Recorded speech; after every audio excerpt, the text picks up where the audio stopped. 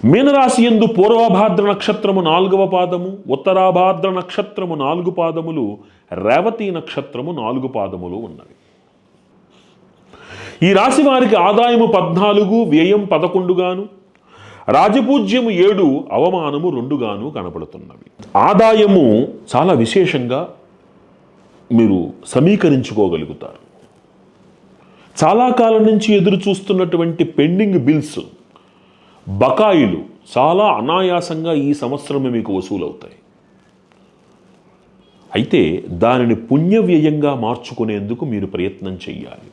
నడుస్తున్న గ్రహ సంచారాన్ని అనుసరించి మీ ఆలోచనలలో ఉన్నటువంటి అహంకారము మిమ్మల్ని ఇబ్బంది పెట్టేందుకు అవకాశం ఎక్కువగా ఉంది.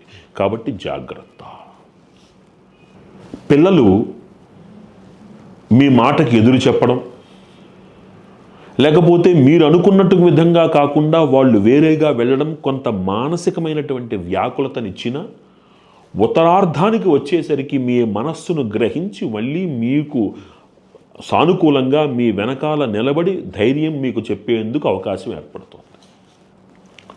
ఉద్యోగులకు చాలా అనుకూలమైనటువంటి సమయము. కొంత మాట పట్టింపులు పెరిగేందుకు అవకాశం ఉన్నా స్త్రీ మూలక వ్యవహారాలలో ఒక్కింత అడుగు వెనక్కి ఉండండి. ఉద్యోగ విషయాలలో ఈ మాట పట్టింపులు లేకపోతే అధికారుల ఒత్తిడి, రాజకీయ ఒత్తిడి ఉన్నప్పటికీ దాన్ని మీరు అధిగమించగలుగుతారు, విజయాన్ని సాధించగలుగుతారు. మీరు ప్రమోషన్లు, అనుకున్న ప్రమోషన్లు ఒకసారి రెండోసారి రాయవలసి వచ్చినా విజయాన్ని సాధించే అవకాశమే కనబడుతోంది. ఎక్కువగా మెండుగా ఉంది. కొంచెం చాలా కాలం నుంచి ఒక స్థిర ఉద్యోగం కోసం ప్రయత్నం చేస్తున్నటువంటి రాశిలో ఉండేటువంటి వాళ్ళకి మెండైన అవకాశాలు స్థిర ఉద్యోగం పొందేందుకు కనబడుతోంది.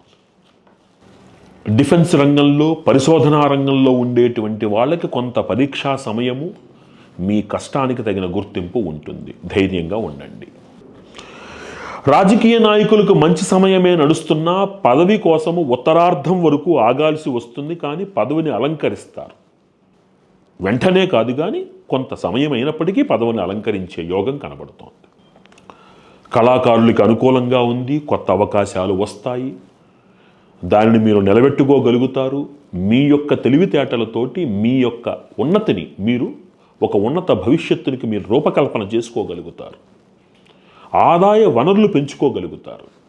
స్థిరాస్తి వ్యవహారాలలో విజయాన్ని పొందుతారు. ఒక గృహ కొనుక్కునేందుకు అవకాశం కనపడుతోంది మీకు. విద్యార్థులకి అనుకూలమైనటువంటి సమయం నడుస్తోంది. కొంచెం కష్టపడాల్సి వచ్చినా మీరు అనుకున్నది ఆ అంతటి పర్సంటేజ్లు మీకు రాలేకపోయినా కంగారు పడక్కర్లా. మిమ్మల్ని మీరు నిరూపించుకునే స్థాయిలోనే ఉంటారు మీరు. ఈ రాశిలో పుట్టినటువంటి స్త్రీలకు ఆభరణ యోగం కనబడుతోంది. శుభకార్య నిర్వహణ యోగం కనబడుతోంది. ఆరోగ్యం విషయంలో కొద్దిగా జాగ్రత్తగా ఉండండి. వెన్నుపూసకు సంబంధించి, మోకాళ్ళకు సంబంధించినటువంటి చిన్న చిన్న సమస్యలు కనబడినాయి.